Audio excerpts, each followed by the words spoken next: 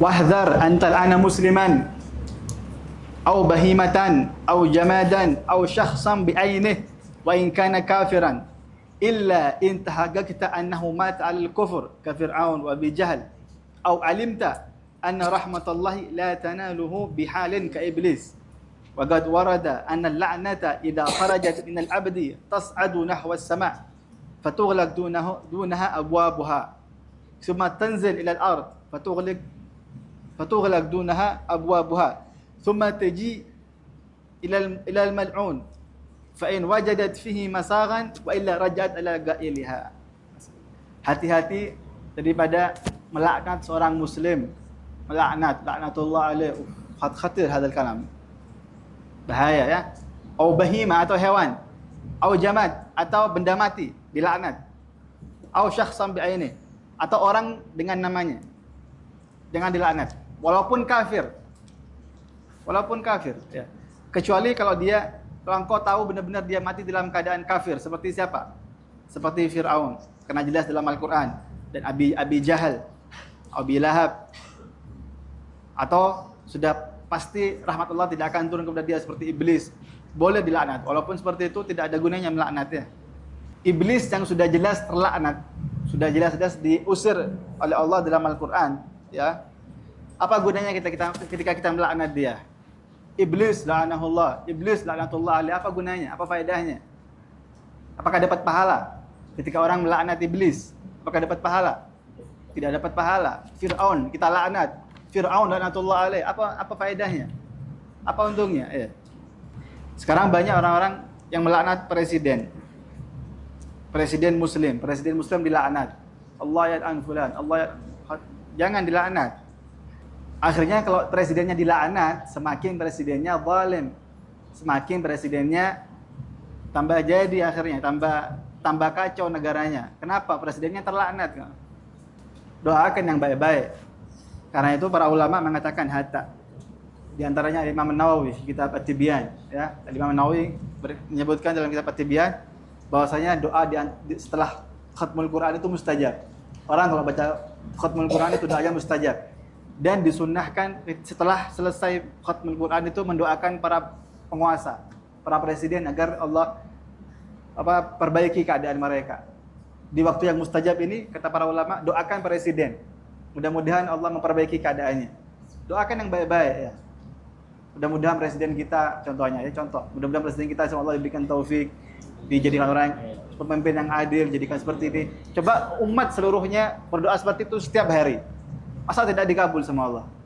Seandainya seluruh umat, seluruh rakyat yang ada di negara itu setiap hari mendoakan presiden dengan kebaikan, tulus dari hatinya, masa tidak akan diterima oleh Allah? Pasti dikabul oleh Allah. Tapi orang zaman sekarang mendoakan presiden dengan keburukan. Mudah-mudahan presidennya ini, mudah-mudahan seperti ini.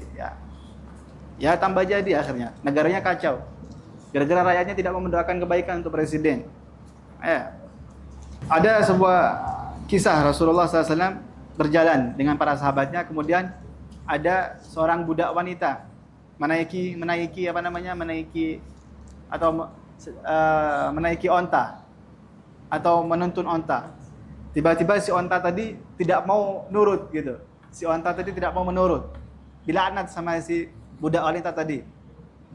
Allahumma al'an hadhihi naga kamaga. Kemudian apa kata Rasulullah? La tusahibna nagatun 'alaiha la'nah. Jangan ikut bersama kami unta yang ada laknatnya. Unta ini ya, ini unta.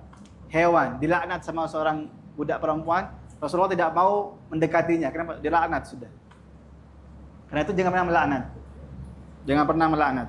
Laknatullah, jangan. Kenapa? Disebutkan di sini bahwasanya apabila laknat itu keluar dari lisan seorang hamba, ya, itu ucapan naik ke atas langit.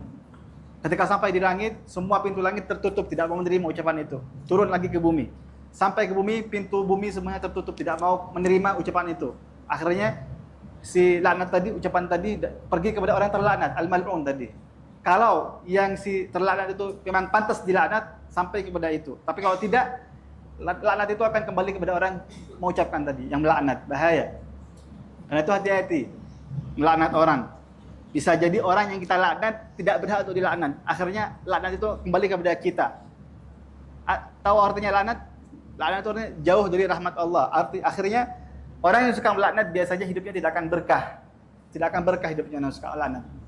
Kenapa? Biasanya orang suka melaknat tidak luput daripada orang-orang yang tidak pantas dilaknat. Akhirnya dirinya sendiri yang terlaknat. Akhirnya hidupnya hancur. Tidak karuan hidupnya. Tidak berkah hidupnya gara-gara laknat. Karena itu jangan pernah melaknat orang. Ya. Jangan pernah melaknat orang. Doakan yang baik. Siapapun doakan yang baik. Kalau orang sudah meninggal dunia, walaupun dia zalim, doakan yang baik. Allah yaghfirlu wa yarhamu. Ya. Banyak kaum salihin setelah setelah menyebutkan orang yang telah meninggal dunia, rahimahullah, rahimahullah, Allah yarhamu, fulan Allah yarhamu, fulan Allah yarhamu. Doakan yang baik. Ya. Karena biasanya ucapan itu keluar dari hati. Ucapan itu menunjukkan hati orang yang berbicara. Kalau ucapannya bagus, berarti hatinya orang berbicara itu pasti bagus. Kalau antum pengen tahu ini hatinya orang bagus atau tidak, lihat ucapannya, baik atau tidak. Karena orang yang hatinya baik, tidak akan keluar dari lisannya kecuali hal yang baik, pasti. Kalau orang masih suka mencaci maki orang, ya, berarti ada yang kotor, ada yang salah dalam hatinya, perlu diperbaiki ya. Wallahu a'lam.